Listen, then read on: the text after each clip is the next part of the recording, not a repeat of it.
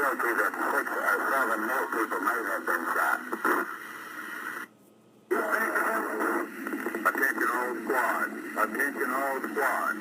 The suspect in the shooting at Elm in Houston is reported to be an unknown white male, approximately 30, slender build, height 5 feet 10 inches, weight 165 pounds, reported to be armed with what is thought to be a .30 caliber rifle.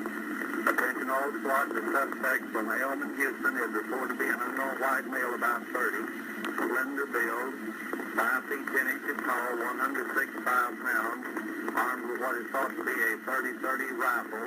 No further description at this time or information. 1245 KKB 360 Tower. What's going on? Signal 19 involving the president, suspect white male, 30, slender build, 5 foot 10 inches, 165 pounds. They said he used a .30 caliber rifle. I was born in a community just west of Gilmer, Texas. It's at Ronesboro. It's about 12 miles west of Gilmer. And at the age of 12, we moved into Gilmer, in the town itself. And I went to school and finished high school at Gilmer High School in 1949. And from then, I went to Kilgore College for 1 year. And then everything was getting pretty hot around North Korea and South Korea over there. So I, like everyone else, either had to volunteer to go to the service or they were going to draft us. So I volunteered for the Air Force and went in 1951. I went into the service and was stationed at Lackland Air Force Base for my basic training, and then to various other bases around.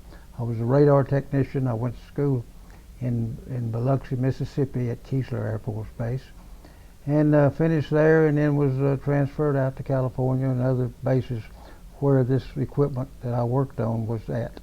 None of it was overseas, so I didn't have to go overseas. So from there, I spent 3 years and 8 months in the service, and I was discharged in 1954. Came back to Gilmer, and I worked for Lone Star Steel for a couple of years, and then I made the application to the Department of Public Safety as a Texas Highway Patrolman, and went to Highway Patrol School in March of 1956. 16 weeks of training, and then back out on the road, and I was stationed in Tyler my first 6 years that I was with the DPS. Excuse me. Now in 1963, when it was what we're mostly talking about today, I was told I was transferred in '61. Back up a minute, to Henderson, Texas, and that was in January the 1st of 1961.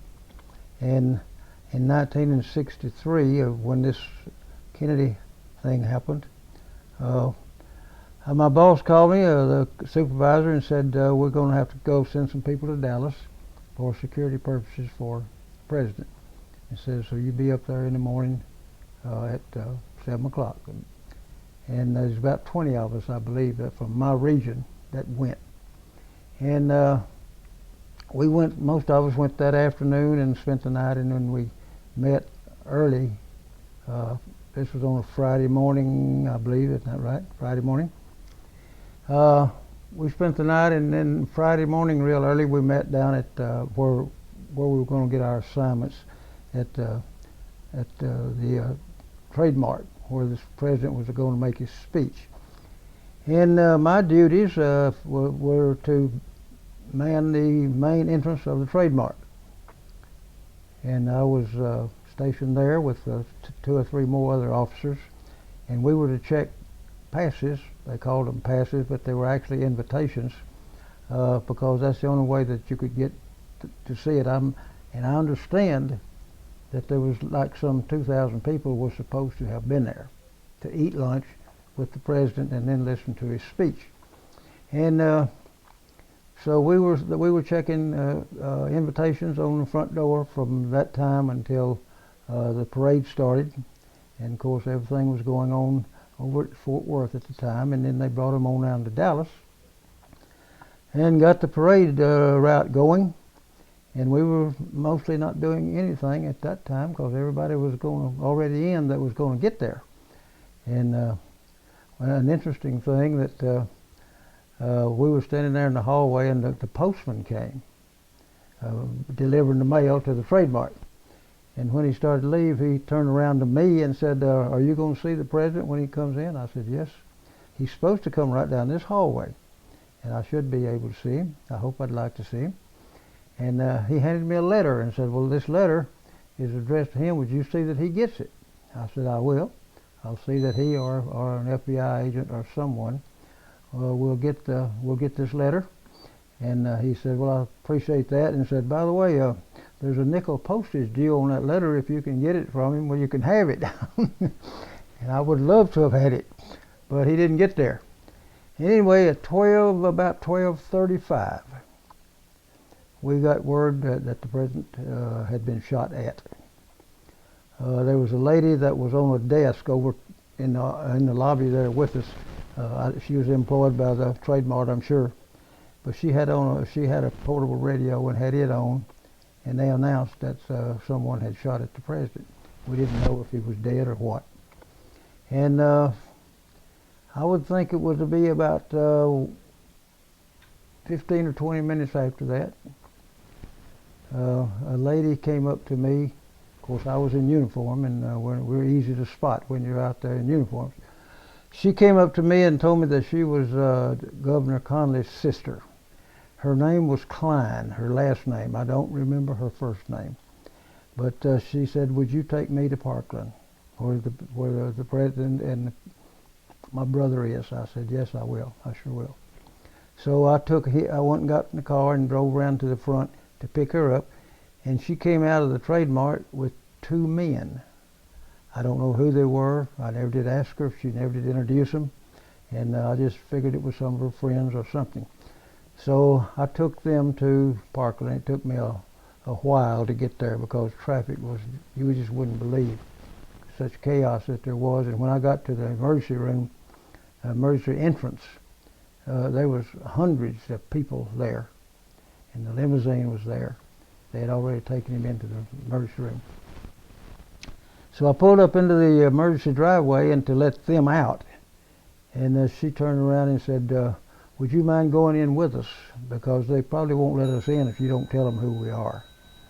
And I said, "Well, let me park my car and I'll be right back." So I went and parked the car and came back and took them up to the second floor, I believe. And sure enough, there was a policeman on guard up there, and I made it clear to him who they were, and I would stay with them. And he let them in, and that was something maybe around 1 o'clock, 1:30, something like that. And I was just lolling around in the hallway there in the emergency part of the hospital.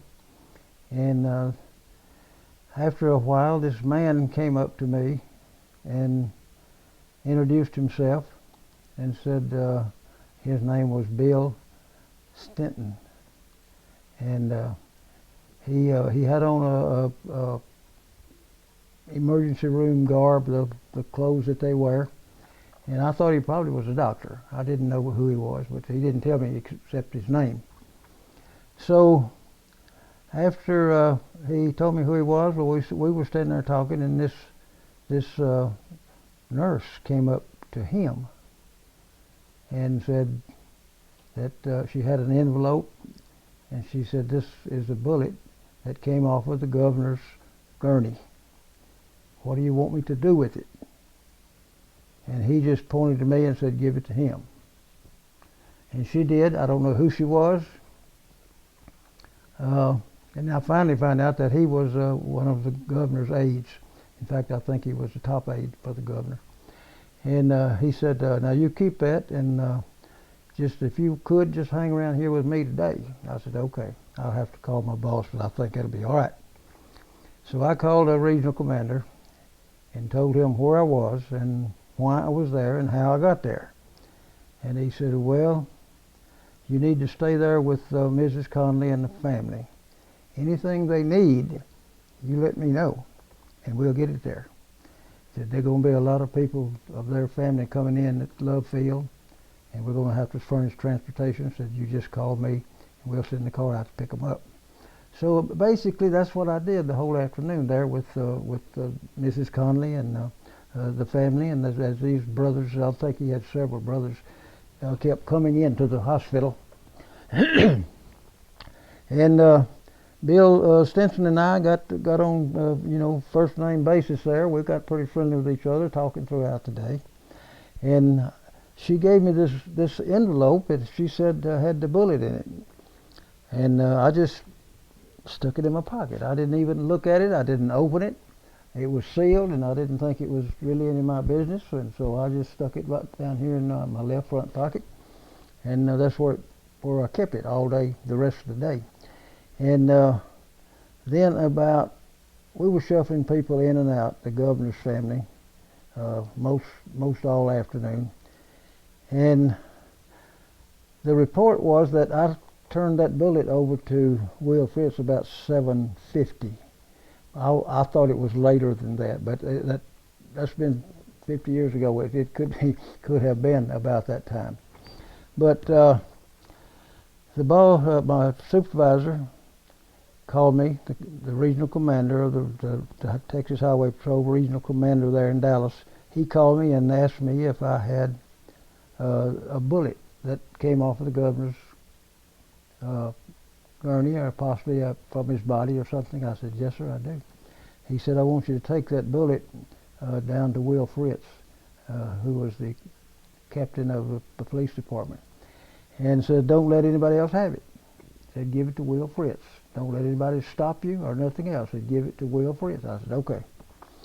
So I get in my car. It was dark, so I don't know really what time it was. The report is that it was around 4 or 5 o'clock, but I think it was later than that. So I got in my car and I go start down to Dallas Police Department. And when I pulled in, I think as I remember, that police department is just kind of down in a tunnel. And I pulled in there and parked and started into the headquarters of the police department. And there was two gentlemen that were inside the door. And as I opened the door, they asked me if I was Bob Nolan. I said, yes. And they said, well, we're with the FBI. And they showed me their credentials. And they said, we understand that you have this bullet, and said, we'd like to have it. And I said, well, I hope you appreciate my position, but my supervisor told me to give it to Will Fritz, and unless he or someone higher than he tells me otherwise, that's what I'd like to do with it. And they said, we understand that. So I went on down the hallway, and you wouldn't believe the news media in that hallway. You couldn't even walk for the people. But anyway, I finally got through, and I went down to where Captain Will Fritz's office was, and when I walked in the door, one of the ladies on the telephones in the office and things there said, are you Mr. Nolan? I said, yes. We have a phone call for you. I said, okay. And it was Bill Stanton. And he said, Bob, that bullet that you got earlier? I said, yes. He said, the FBI wants it, and said, we better give it to them. I said, well, Bill, Major Smith told me to give it to Will Fritz, so you need to check with him before I can do that. You know, we've got to go through the chain of command here. And he said, I'll get back with you. So in about 10 minutes, Major Smith called me, said, Bob, said, I told you to give that bullet to Will Fritz. I said, okay, Major, that's where it's going. So I walked into his office, Captain Fritz, and Oswald was there.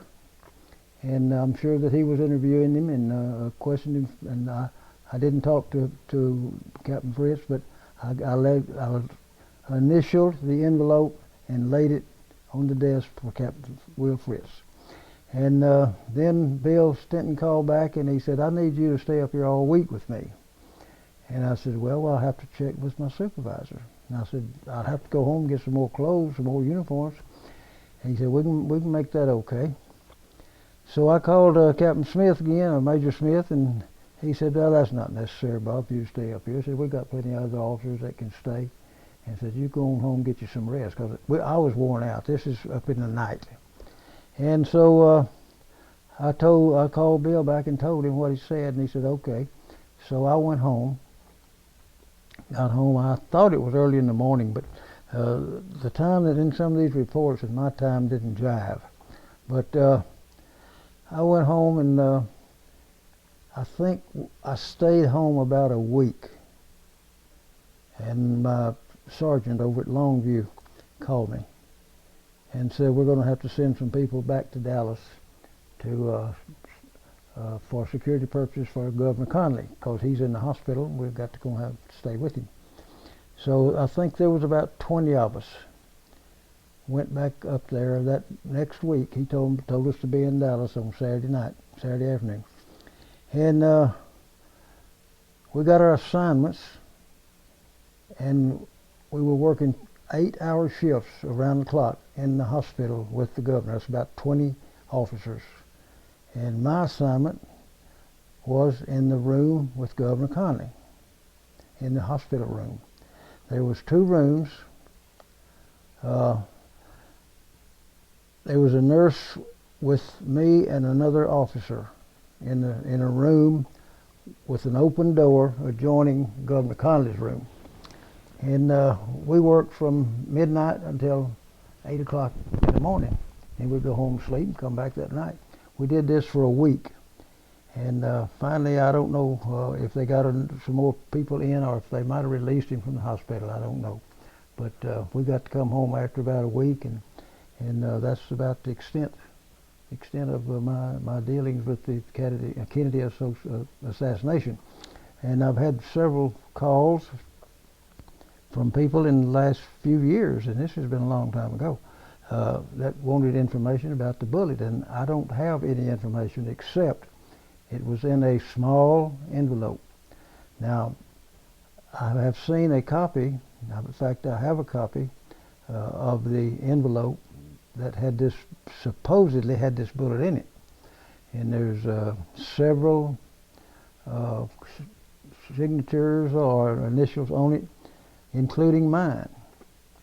But mine are upside down to what the rest of them are. And the only explanation I can remember assigning it, I know that it's my initials, there's no doubt about that. But when I signed that envelope, I don't remember any kind of writing on the outside of that envelope.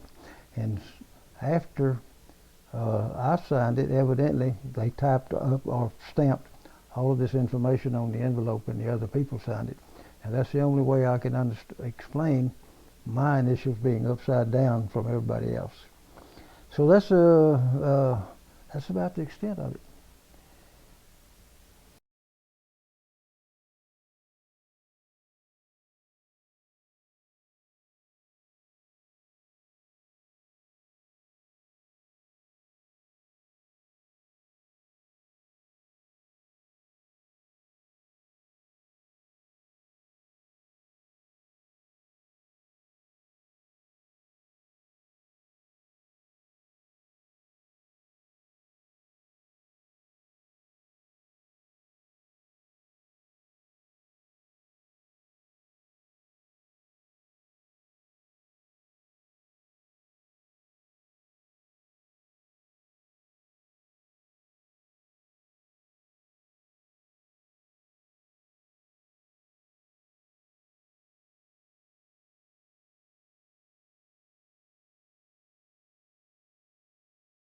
No, he had his security officers, the people call them bodyguards, there, and I saw them every day, but they weren't. We stayed in the room with him around the clock, 3 shifts.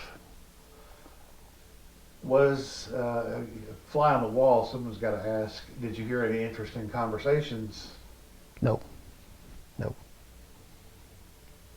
We saw Mrs. Connally. She would come in every morning, and she was a very fine lady, very, very strong lady. And she would come in to see him every morning, usually before we left. We left around 8 o'clock, be back that night at midnight. But she was very kind and a very sweet lady. And he was doing very well. He was very talkative, and we tried not to disturb him any more than we had to. But we were in and out. That was at that time. Well, you know, I was smoking all the cigarettes I could find, and we would have to go outside the room to do that. But that's the only time we left the room. It just was outside the door of the hospital, of the room. So you could smoke in the hallway? That's before everything went no smoking, you know. And that way we didn't smoke inside the room, but we could step out in the hallway and smoke. But it was quite an experience for an old country boy, I'll assure you. No unusual guests or anything stand out in the time that you were in the room? No. Federal people or anything No. like that? Okay. No, there wasn't anybody in the room that I remember except us three, and then when Mrs. Connally and some of the family would come in, usually in the mornings before we left. Now, during the day, might have been a lot of people, but that night, of course, that was midnight till 8 o'clock in the morning. Another question is, a lot of people will be curious as to whether you could interrogate this bullet by feeling it without opening the envelope as to whether it was a whole bullet. Could you say Yes, that's one of the big questions I understand about this whole thing, and I can't answer because I didn't. She handed me the bullet, the envelope, and I stuck it in my pocket, and I didn't touch it until I got back to Will Fritz. No. I wasn't curious enough, I don't guess. You know, I never even thought about it being 2 or 3 other bullets maybe. If I did, I'd have probably opened the thing and looked to see, but and I don't know, this one lady nurse says that she gave me the bullet and I turned it over to the FBI, but that's not true. I didn't turn it over to the FBI. I gave it to Will Fritz, and she said she gave it to a plainclothes officer. Well, I was in uniform all the time I was there. These things have come out, and either she's confused or something. I don't know. I don't know who she was. I didn't get the lady's name that gave it to me. Of course, back then, I really wasn't that interested in it, and I wish now I had. It would solve a lot of problems.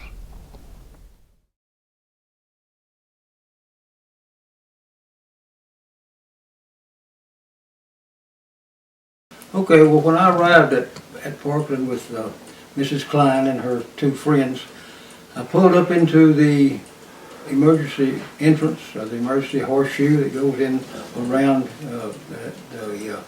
into the emergency room, and to let them out. And again, I think I had this the last time I told you, that Mrs. Klein asked me if I'd go with them because they probably needed someone to okay them going into the emergency room. This Mrs. Klein was John Connally's sister. So I parked my car and started, but when I was walking back by, I went through the emergency entrance and I walked right by the presidential limousine, and I just, through curiosity I guess, I just looked over in it, and what I saw was not a pleasant sight. It's just something I'd rather not talk about due to respect to the family and so forth, and but there was a lot of blood, for sure, and that's about the extent that I'd like to talk about that.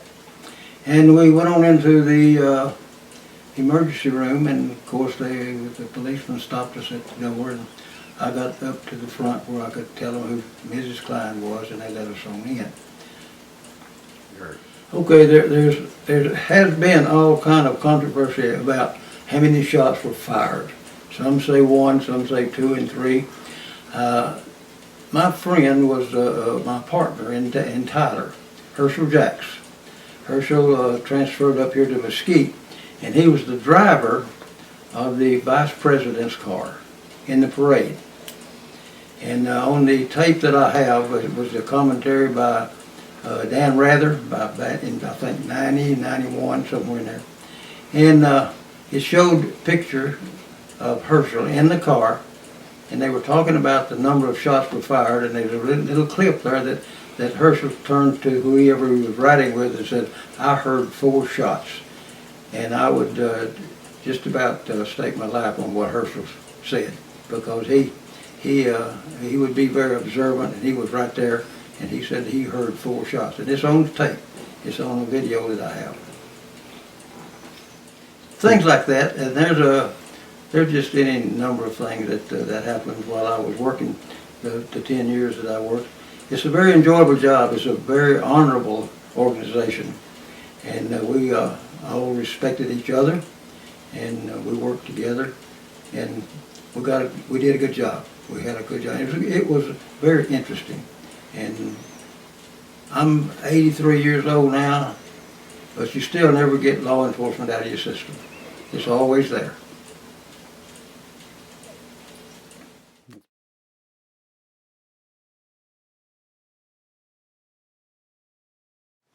That's it up on top up there. You may want to take it down if you need to.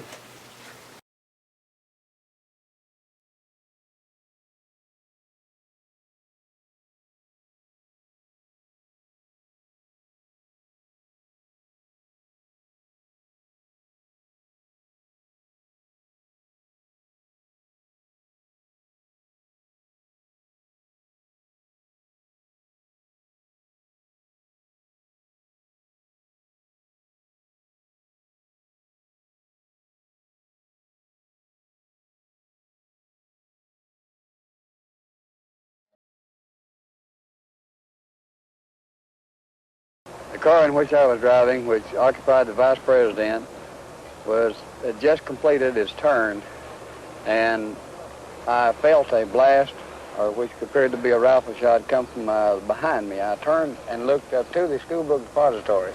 Well, what about these people who say shots came from this fence area up here? Would you agree with that at all? No, sir, I don't think there was. I heard 3 shots, and I could feel the concussion from all 3.